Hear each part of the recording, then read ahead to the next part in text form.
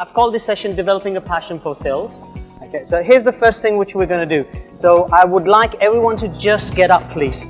So you join the index and thumb. Yep. And I want you to take this. I want you to take this and I want you to put it on your chin, please. On your chin, please. On your chin. Where's your chin? Your chin's over here.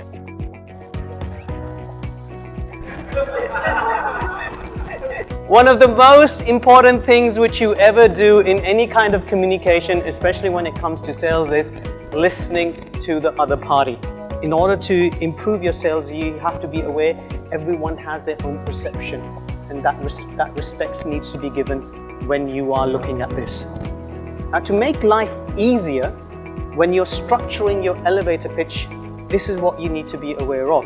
The first thing is your introduction, i.e. who you are. Approximately 10 seconds. Then you've got your focus area. What do you want to focus on? The next thing is any testimonials, stories, case studies which you would like to share. What is the action you would like after this? And finally, a memory hook which makes them remember who you are, what you do. This is literally what you can do, how you can break up your elevator pitch. It would be a good idea to write your pitch. It'll be much easier then.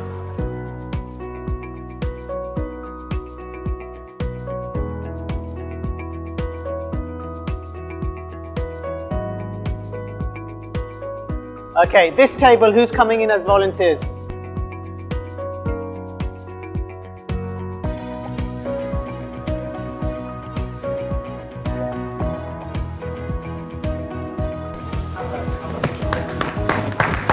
You need to be in the role play, so make sure that you stay as an artist and avoid giving information unless the seller asks you questions.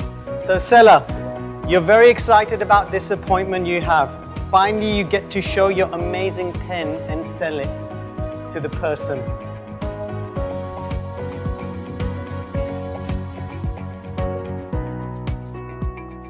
Okay, buyers and sellers, could you just exchange your roles and see what was written for each other, please?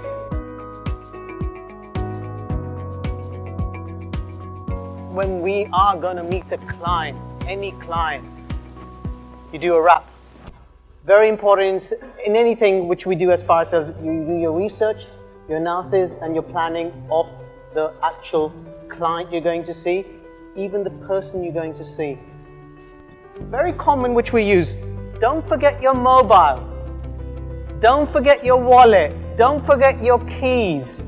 And what do? Majority of the time you forget those things. We really have no use of this word. Instead of saying, remember your mobile, remember your keys, remember the timeline, remember the project needs to be completed by this date. It's more powerful and more empowering to the other person rather than saying, don't. The mammal brain, or the limbic, is the emotion side of things. And we know as humans, we actually make decisions based on emotions. We may have all the logical reasons, but at the end of the day, it's that emotional factor which makes us decide, okay, let's go for that. So when you're in a sales, in negotiation, doesn't matter if in the beginning of sales or in the negotiation, simple is, get their attention first. That's where the reptile brain is, getting their attention. Then stimulate the desire, and then you reinforce the reason. The negotiation and objections are far less if in the beginning of the sales you can get the needs, the requirements, show that value up front rather than when you're at that objection stage, at that negotiation stage. Look for a win-win situation. In negotiations or at the end of the sales, one thing you want to avoid is a loss-win situation. Because what happens in such a scenario, you turn into buyer's remorse. And looking at UPB, unique perceived benefit. Unique perceived benefit is what the customer believes is the benefit, not what you think is the benefit. So you need to find out through the questioning what they reckon is the benefit. Thank you very much for your time. Well done.